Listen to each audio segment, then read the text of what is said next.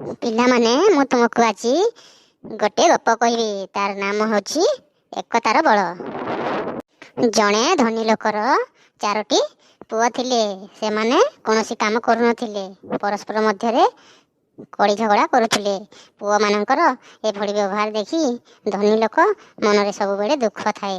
ଏହିପରି ଭାବରେ ଦିନ ଗଡ଼ି ଗଡ଼ି ଚାଲିଲା। କ୍ରମେ କ୍ରମେ ପୁଅମାନେ ବଡ଼ ହେଲେ, ଆଉ ସେ ଧନୀ ଲୋକ ଜଣକ ବୁଢ଼ା ହୋଇଗଲେ।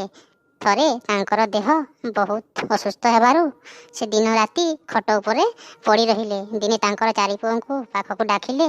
ଜୀବନର ଶେଷ ମୁହୂର୍ତ୍ତରେ ପୁଅମାନଙ୍କୁ ବୁଝାଇବା ପାଇଁ ସେ ଗୋଟିଏ ଉପାୟ ପାଞ୍ଚିଲେ।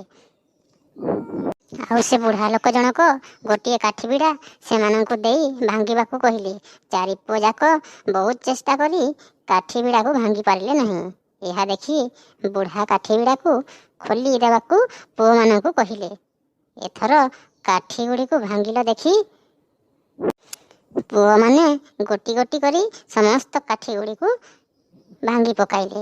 ବୁଢ଼ା ଏହା ଦେଖି କହିଲା, ଦେଖିଲ, କାଠି ଗୁଡ଼ିକ ଏକାଠି ଥିବାରୁ ତୁମେମାନେ ଭାଙ୍ଗି ପାରିଲ ନାହିଁ, କିନ୍ତୁ ଅଲଗା କରିଦେବା ଫଳରେ ସହଜରେ ତାକୁ ଭାଙ୍ଗିଦେଲ।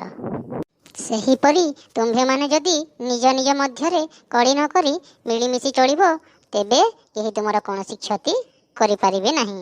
ତୁମ୍ଭେମାନେ ସୁଖ ଓ ଶାନ୍ତିରେ ରହିପାରିବ। ଶେଷ ମୁହୂର୍ତ୍ତରେ ପୁଅମାନେ ବୁଢ଼ା ବାପାଙ୍କ କଥା ବୁଝିପାରିଲେ ଓ ସମସ୍ତେ ମିଳିମିଶି ଚଳିଲେ। ସେଥିପାଇଁ କଥାରେ ଅଛି, ଏକତା ସହକେ ନୁହେଁ ସମାନ, ସଭିଙ୍କୁ କରାଏ ଗୋଟିଏ ମନ। ଆଚ୍ଛା ପିଲାମାନେ, ଗପଟି ଠିକ୍ ଭାବରେ ବୁଝିପାରିଲ? ହଁ ଆଈମା। ତାହେଲେ ପ୍ରିନ୍ସ, ତୁ କହିଲୁ ସେ ଧନୀ ଲୋକଟିର କେତୋଟି ସନ୍ତାନ ଥିଲେ? ଅନନ୍ୟା, ତୁ କହିଲୁ କେଉଁ ଅବସ୍ଥାରେ ଥିବାବେଳେ ପୁଅମାନଙ୍କୁ ପାଖକୁ ଡାକିଲେ? ଖଟରେ ପଡ଼ି ରହିଥିବା ଅବସ୍ଥାରେ ପୁଅମାନଙ୍କୁ ଡାକିଲେ।